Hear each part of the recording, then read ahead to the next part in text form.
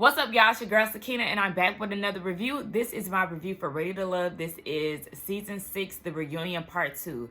I'm so happy that this season is over. Like I said before, y'all, this was the worst season of Ready to Love. At the end, the kid was saying that this was a dynamic group of people. Girl, this was the worst group of people that they could ever cast for this show. I don't see it. I need them to really come harder for Miami. If not, I'm going to be so upset, and I'm still going to review the show. But I want to say happy belated Mother's Day to all the mothers out there. Yes, it was yesterday. I took my mama out to a Caribbean restaurant. When I tell y'all, we ate so good. We ate so good. We had the appetizer. We ate all of that. We ate damn near all of our food, which is very rare for my mom. These days, your girl can finish a plate. But my mama, we tore that food down, okay? So, anyway, like I said, happy Mother's Day to everybody. I had an amazing day with my mommy. And let's just go ahead and get into this review. So, it picks up where it left off last week with Laverne, Ace, Carmen, Sabrina, that whole situation. And Carmen said, she called Sabrina and said that they need to break up the couples. The couples being Ace and Laverne, Joy and Clifton, because everybody else needs to have a chance to find love. So let's just go ahead and break up these couples and send them home. Now, when she was talking to Sabrina, Sabrina said, and this is all coming from Sabrina. Sabrina is like, well, Laverne is in my bottom anyway, so there's no need for me to plot and scheme. Like, he's just not there for me. So she took that and was like, all right, bet. So then he said that he was going to be in her. Oh, yeah, I already said that. So Carmen is lying, talking about, oh, that is not true. I didn't call Sabrina. Girl, at this point, I don't believe anything that you say. You said that you had receipts, but where were they? Huh? Nowhere to be found. So Carmen says that Precious actually reached out to her. And Precious is like, no, I didn't. I did not reach out to you. And again, like I said, I believe Precious over Carmen any day. And Precious is like, yeah, you never reached out to me. And Carmen is like, well, I told people. Precious was like, I'm sure you did. Exactly, Carmen. Fun fact, just because you tell people, multiple people something, that does not mean it's true, okay? Girl, get on with that. So Ace said that the conversation that she had with Precious, it wasn't in any malicious intent. They were just having a conversation, and from what Precious had told her, that's what she went and told Laverne, that, you know, they were plotting to get rid of him. So Tommy is trying to remind them that, hey, we all here for love, but these games that you playing, hold on, we all here for love, quotations, or, you know, promotions, self-promotions, anything that they got going on behind the scenes. Yeah, that's what a lot of them are usually here for. But anyway, they there for love, and at this rate, y'all not gonna be finding any because y'all playing these games. And Joy is doing the most, of course, being crazy. I found mine, or whatever she said. Girl, nobody was asking you. Please calm down. You're so cringy. So then we get into the segment of Demetrius, the hot guy. I was just as confused as Demetrius was when Tommy said his name, because a lot of people were not really going after Demetrius like that. And majority of the clips that they showed in this segment were all based on comments made from day one. Like, majority of these were made on day one before the people actually got to know him. And not saying anything is necessarily wrong with Demetrius, but it's like he really didn't give anything. To me, I feel like Demetrius gave that Laverne energy. He wanted a lot of the ladies to come to him instead of him going after. Because, yeah, he let shit play out when it came down to Sabrina. You know, he waited until the pool party to actually say that he really wanted to be with her, pursue her, whatever the case. But it's just like, really, a lot of your efforts did not show. We didn't see that on TV. And even Sabrina said something about, I don't know what that saying was, but the saying that she used was basically saying, yeah, he gonna play it cool. He ain't really gonna do too much. And that's the problem for me, especially on the dating show, because I'm not about to be chasing you as a woman. You want to pursue me, then you need to make it known. But anyway, Precious was definitely hot on his tracks when it came down to the playback. You can see that she was definitely eyeing him down and making all of these comments. And we seen how, you know, she reacted to him at the pool party. But then again, she was reacting to everybody like that at the pool party. Sis was definitely hot. So Tommy wants to have this whole suit challenge with Demetrius. Tommy, sit down and focus on the situation at hand. Sure, don't nobody care about how many suits y'all got apiece. Calm it down. So anyway, Demetrius said that he didn't like being categorized as a player. You know, Tina gave him that title, and she said that it was really because the ladies had gave her some feedback about the guys, and she kind of went into the date with Demetrius with her guard up. But Demetrius would prefer to be listed as, you know, a confident guy who knows what he wants, and, you know, the ladies do tend to be attracted to that. So I was confused when Tina was saying that she was trying to figure him out, because I'm like, we could say the same thing about you, Miss Flake. You didn't show up to anything, so we trying to figure out why you here, Ike. Like, what the hell are you talking about? Sabrina was attracted to his confidence, of course, and after they left the process together, he did reach out to her via text and wanted to see what her head was and see what she really wanted, and she said she just wanted a friendship, and he left it at that, baby. Sabrina said she said what she said now. There wasn't nothing changing after them cameras went down. Moving on to P.O. Paul. We get the playback of him. And then I noticed the conversation that he had with Precious, saying that if she was intimidated by having a conversation with a real man, then, you know, you got to look at yourself. I was like, damn, I remember him calling himself a juggernaut, but I didn't remember him actually saying that particular phrase to her. It was kind of like, okay, child, what are you trying to say to me? So Tommy said that was aggressive, him saying that. And Paul was like, yeah, kind of looking back at it, it is an asshole move. And then he apologized to Precious, but he used the word if. And I was glad that Precious was like, yeah, I mean, I hear you, but I'm still trying to figure out if I want to receive that. Because anytime you use if, that's not genuine. So then they talk about his connection with Carmen.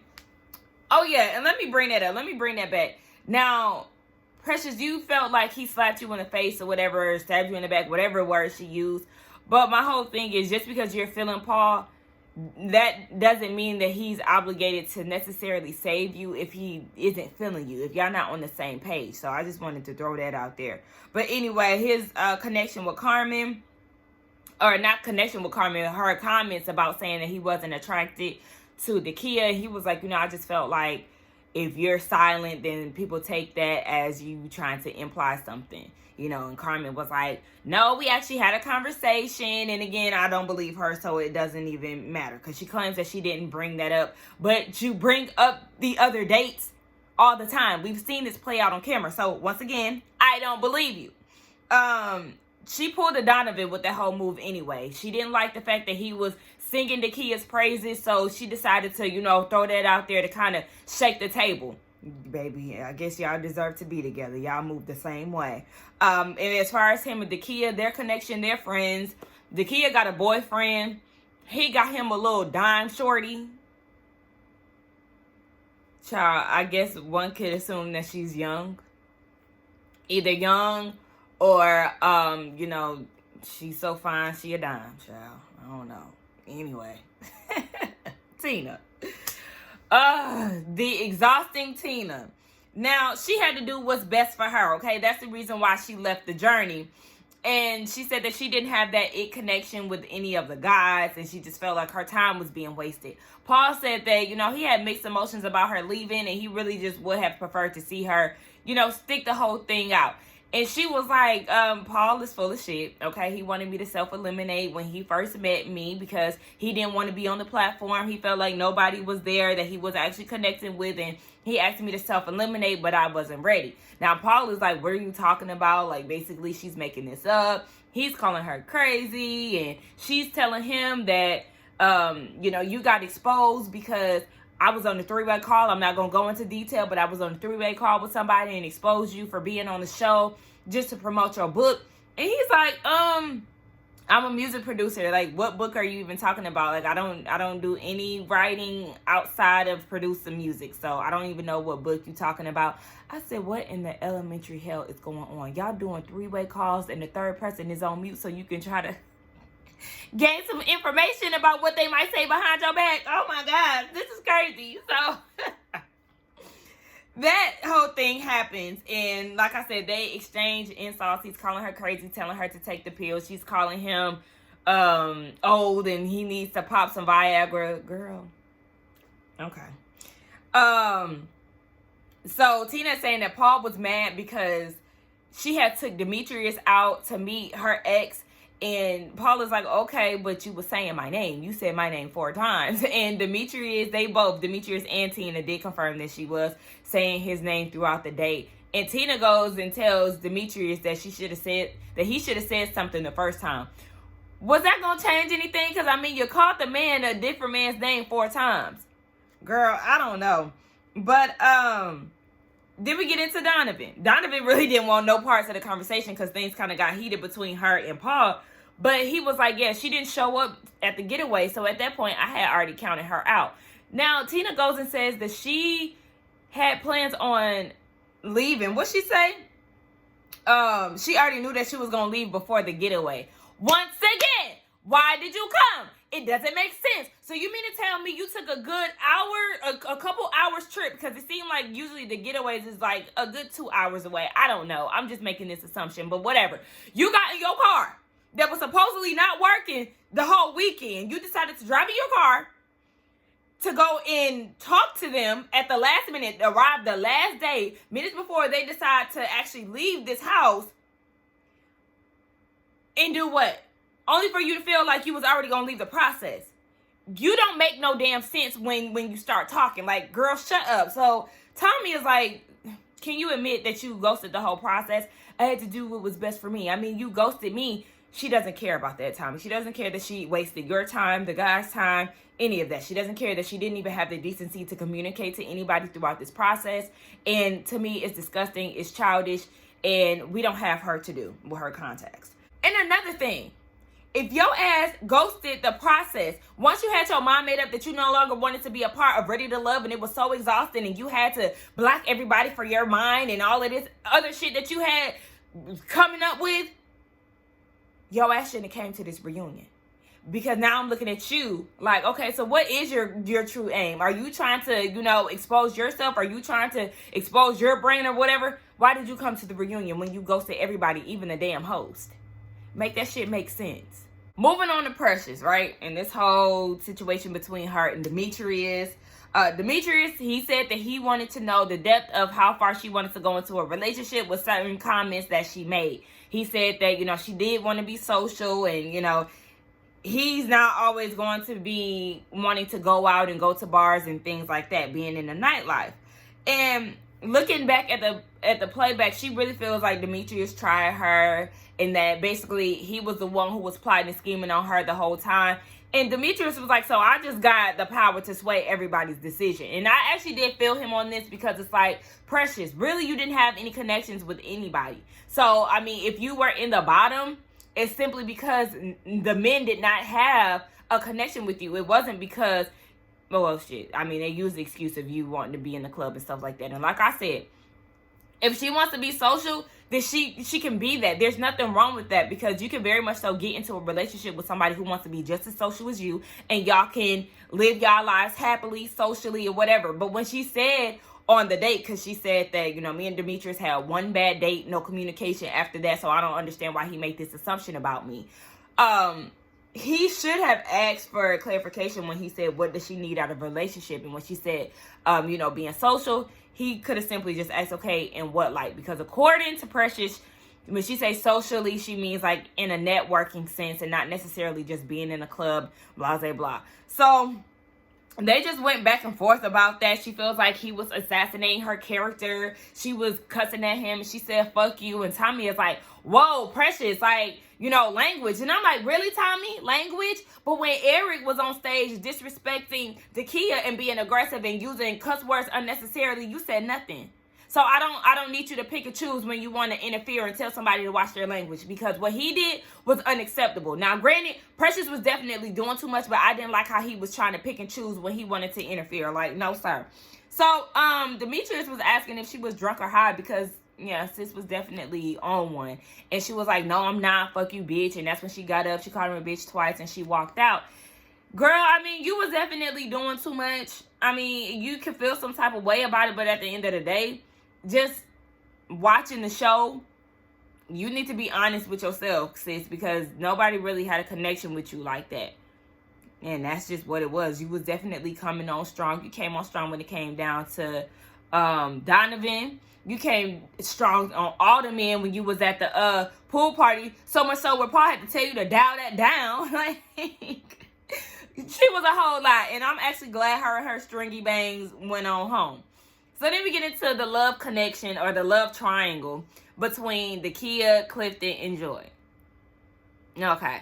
So Joy's clown ass lets out a big laugh after they did the playback and said, "Great editing." You are such a clown. Like, dead ass. The more that this reunion played out, the more disgusted I was with Joy. But anyway, Dakia said that she was more so disappointed in Clifton because before the getaway, they already had a conversation that, you know, whenever you make your decision, Clifton, just let me know so I won't hear it out in the streets. You know, they agreed to have this this discussion. So then Clifton claims that, you know, once they got to the truth or dare and Joy ran over to kiss him, he felt like there was no explanation needed. But you said that you were going to give her an explanation. And then on top of that, you continue to go on dates with her after that. So what are you talking about? We even never before seen clips of y'all going on a date, a ballerina date. We know that she's a ballerina. She has her own dance studio. I actually thought the scene was very cute. So it's like, okay, you continue to pursue this woman after that truth or dare situation. So that doesn't even matter. He was trying to downplay it, trying to make it seem like, yeah, you know, we went on dates and stuff, but we never talked about going down the yellow brick road together and all of that. She said, we definitely had deep conversations, but, you know, you're lying, and I believe her. Dakia said, we had a connection, and Joy said, in your mind. In her mind? Is it really in her mind? Did you not see her at the friend meetup, the friends and family meetup with you? Huh? So it was all in her head. This was all a delusion. They definitely had a connection, and it came out of Clifton's mouth several times. So Joy said in the beginning, everybody knew that they had a connection and all of this. I'm like, okay, and what is your point? What is your point? Everybody knew that it was Clifton and Joy, and what? And like I said, Clifton also had a connection with Dakia. He had a brief connection with Carmen. You had a brief connection with Laverne. So I don't understand why you are trying to make it seem as if nobody was allowed to talk to Clifton because y'all already knew that that was your man since day one. No. This whole territorial situation, no. This man had a connection with both of y'all. Yes, the connection was stronger with you, but he had a connection with Dakia, so I don't understand where all this smoke for her is coming from, you weak-ass hoe.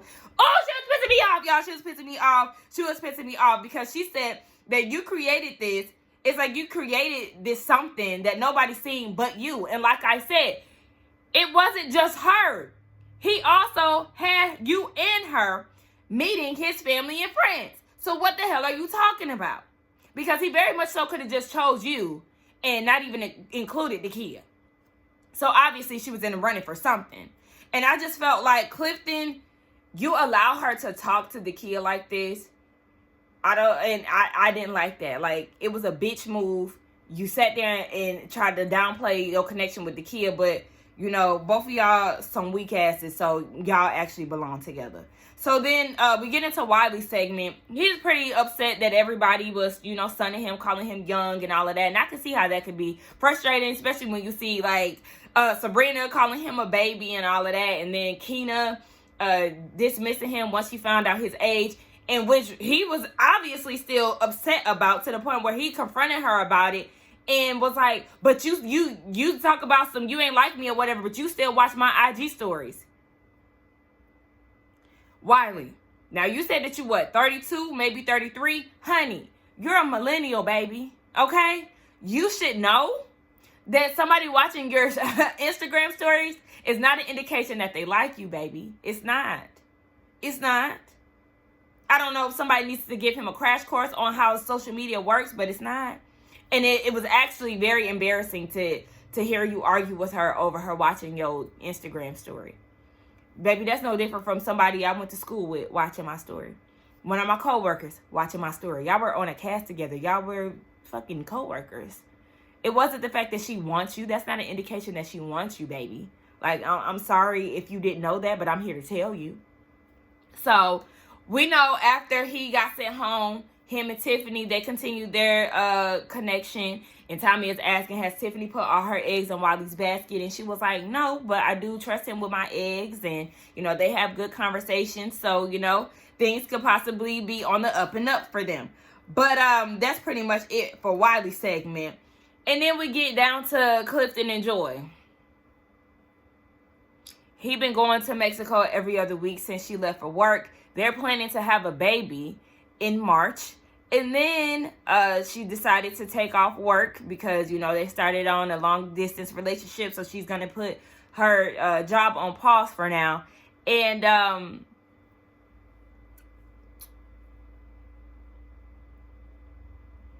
he gets down on bended knee. And of course, everybody is anticipating this moment, right? Even because they put this on the promo. And I was like, I don't know about this. And I was absolutely right. This nigga got down on bended knee with a fucking key. A key. And let me tell you something, Joy. While you trying to come for the Kia, it's like you can have Clifton. Because you trying to be confrontational and argue with the Kia over a nigga that got on one knee and proposed to you with a fucking key. And y'all planning to have a baby in March? Okay. Y'all are clowns. And both of y'all deserve each other. And it is what it is. I felt like Joy really showed her ass this entire reunion. The way that she, and I tweeted this, like just the way that she teamed up with the men. She tried to come for the women. Her pick-me energy, her cackling and unnecessary laughing when ain't shit funny but her and her damn nigga who proposed to her with a fucking key. You can have him. The Kia is in a relationship with somebody else, baby. Like, you doing all of this for no reason. I don't understand it. Like, you did not have all that energy for the Kia throughout the season, but all of a sudden you want to pipe up. Get away from me with this. This is the end of the worst season of Ready to Love. Y'all let me know what y'all thought about the review, the reunion, the shenanigans. Let's get down in the comments and talk. Don't forget to like, comment, and subscribe to my channel. And I will see y'all in the next one. Bye.